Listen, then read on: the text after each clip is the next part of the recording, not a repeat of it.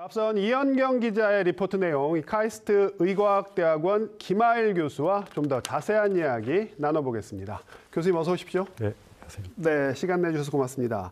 자, 먼저 의사과학자라는 개념부터 좀 여쭤볼게요. 먼저 대충 짐작은 가는데 이 개념이 명확하게 잡히진 않거든요.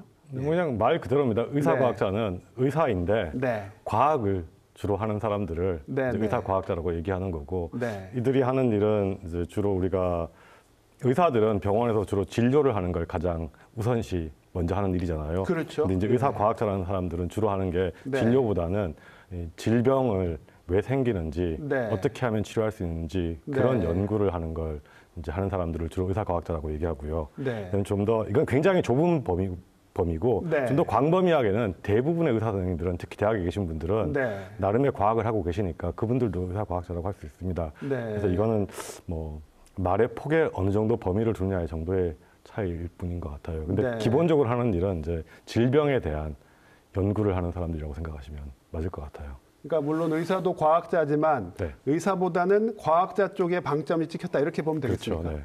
네. 네. 자, 그런데 우리나라에서 배출되는 의사과학자는 뭐 의대 정원의 1% 정도, 그러니까 뭐 한 해 정도 30명 정도가 배출된다. 저희가 이렇게 보면 되는 겁니까? 뭐 그건 좀 크게 잡았을 때고요. 네, 실제로는 그거보다도 더 작습니다. 네. 작고 별로 없고요. 네. 굉장히 이제 어떤 뭐 의사들 중에 일부의 사람들이 개인적인 관심이나 호기심에 의해서 네. 이런 과학의 길을 선택하기도 하고, 네. 또 중간에 포기하고 다시 의사의 길로 돌아가기도 하고 계속하기도 하고 그렇습니다. 그래서 이게 뭐 1%라는 거 정확하게 말씀드리기는 어렵지만 네. 뭐 그 정도라고 일반적으로 우리가 말하고 있습니다. 네. 네. 왜 이렇게 적은 겁니까? 근데 그게 뭐 왜 이렇게 적은 건 아니고요. 네, 네. 사실은 일반적으로 정상인 거죠. 왜냐하면 네. 우리나라의 의학 교육이라는 게 의사를 양성하는 교육이었고, 네, 그다음에 우리나라에 의사가 필요했던 거죠. 환자를 네, 진료하는. 그러니까 그런 시스템 하에서는 이렇게 되는 게 정상이고요. 네, 네. 그리고 지금 이제 우리 사회가 뭐 임상 기술이 굉장히 발전했잖아요. 그래서 네. 뭐 우리나라에 있는 병원들이 뭐 빅5 같으면 세계 100위권 안에 드는 네, 훌륭한 네. 병원들이죠. 네. 이제 임상적으로 그만큼 수준에 올라오고, 그다음에 사회적으로도 이 정도 수준에 올라오니까 네. 이제 이런 첨단 과학이 필요하다는 생각을 하는 거예요. 네. 과거에는 첨단 의료 기술을 수입을 했는데 네. 지금은 이제 우리가 이런 기술을 만들어서 네. 팔아야 되지 않겠느냐, 이런 생각에 도달하게 된 거죠. 그래서 아마 네. 국민소득이 이만큼 올라와서 이렇게 이런 필요성을 느끼게 된 거라서 네. 과거에 우리가 뭘 잘못한 건 아니고요. 네, 네. 근데 과거에도 뭐 좀 더 앞서가신 분들은 이런 게 필요하다고 말씀을 하셨지만, 그러셨죠. 근데 우리가 이제 사회가 그걸 소화할 만큼의 능력이 아직 안 되었던 것 같고, 네. 지금 이런 얘기가 막 나오는 건 이제 우리 사회가 이런 첨단 과학이 필요한 시기에 도달한 거라고 생각합니다. 네. 근데 보통 뭐 공대생들 같은 경우도 뭐 스타트업 열풍이 뭐 꽤 오래전부터 불었잖아요. 네. 그럼 의대생들도 충분히 거기에 동참할 그런 유인이 있을 것 같은데, 네. 글쎄요. 그런 쪽에서 보면 의사과학자에 도전하는 의대생들이 이거보단 좀 더 많아야 되지 않나 이런 생각이 좀 들거든요. 네, 그렇긴 한데 이제 뭐 우리나라 사회가 일반적으로 가지고 있는 특수성이 뭐냐면, 네.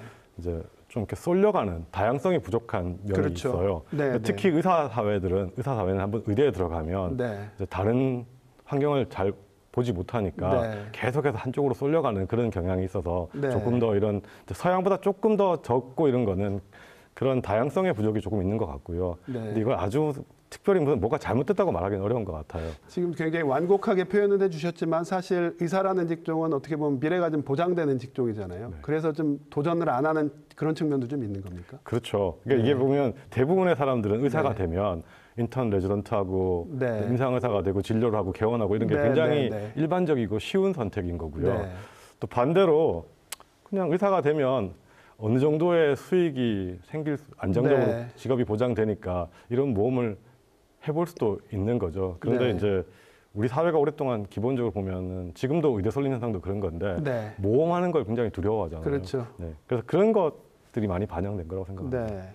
반면 미국에서는 매년 의대 졸업생의 한 4% 정도, 그러니까 1,700명 정도의 의사과학자가 배출이 되는데 이 사람들이 뭐 글로벌 제약사 책임자도 하고요. 또 뭐 노벨 생리의학상 이런 것도 뭐 휩쓴다고 해야 되나요? 많이 그러니까 성과를 내는 거잖아요. 네, 맞습니다. 미국은 이렇게 많은데 우리하고 이렇게 차이가 나는 이유 뭐라고 보십니까? 크게 보면 두 가지인데요. 네. 한 가지는 아까 이제 말씀드렸지만 기본적으로 우리 사회가 가지고 있는 다양성의 부족, 네. 그다음에 그런 좀 첨단 산업의 부족함이 있었고요. 네. 두 번째는 미국 같으면 1960년대부터 네. 이런 사람들의 가치를 알고 필요하다는 걸 알고 네. 이 체계적인 교육 시스템을 갖추고 있었어요. 이런 사람들을 네. 기르기 위해서. 네. 근데 우리는 이제 그런 체계적인 교육이 없었던 거죠. 제도적 네. 이게 뭐 어떤 사람을 키우려고 할 때 네. 자발적으로 생기는 자생적으로 생기는 거에 의존하고 있었는데 네. 이제 미국처럼 우리가 조금 더 제도권에서 이런 네. 사람들을 양성하기 위한 그러니까 과거에는 우리가 모든 의과대학이 의사를 양성하는 게 목표였다면 네. 네. 이제 지금부터는 의사가 아니라 조금 더 뭐 의사 과학자를 양성하기 네. 위한 의과대학도 필요한 것 같고 심지어는 서울대학교나 연세대학교 같은 학교는 네. 학교의 교육 목표에도 네. 의사 과학자를 양성하는 것을 굉장히 중요하게 담고 있습니다. 그러니까 네. 사회가 그만큼 발전했고 이제 조금 더 체계적인 교육 프로그램이 필요한 것 같아요. 네. 사실 뭐 사회 발전도 그렇지만 코로나 팬데믹 같은 경우를 봐도 저희가 의사과학자가 정말 필요하구나 이런 생각 많이 갖게 되잖아요. 네. 자, 더 많은 의사과학자 양성하기 위한 뭐 유인책이나 지원책 뭐가 제일 좀 시급하다고 보시는지 마지막으로 좀 얘기해 주시죠. 이제 뭐 지난 몇 년 전에는 이제 이런 시급한 것들은 이제 네. 당장 지금 의사가 된 학생들이 네. 이제 박사과정을 하고 과학자가 되는 길을 가는 길을 네. 도와주는 프로그램, 네. 그다음에 그런 사람들이 계속 과학을 할 수 있는 환경을 만들어주는 것. 그런 거 지난 몇 년간 저희 많이 좋아진 것 같아요. 네, 네. 근데 이제 그게 아무리 잘 되어 있다 하더라도 네. 이제 이런 길로 들어오는 사람들이 많아져야 되고 네. 그렇게 하려면은 조금 더 체계적인 교육 프로그램이 필요하고 네. 이제는 한번 이제 그런 종류의 고민을 해볼 때가 된 것 같아요. 그래서 네. 의사를 양성하는 의과대학도 있죠. 네. 그다음에 의사 과학자를 양성하기 위한 네. 이제 그런 제도권의 교육 프로그램 같은 걸 그런 의과대학을 하나 만들 필요가 있다고 저는 생각을 합니다. 그게 가장 이제 앞으로 숫자를 늘릴 수 있는 획기적인 네. 방법일 테고요.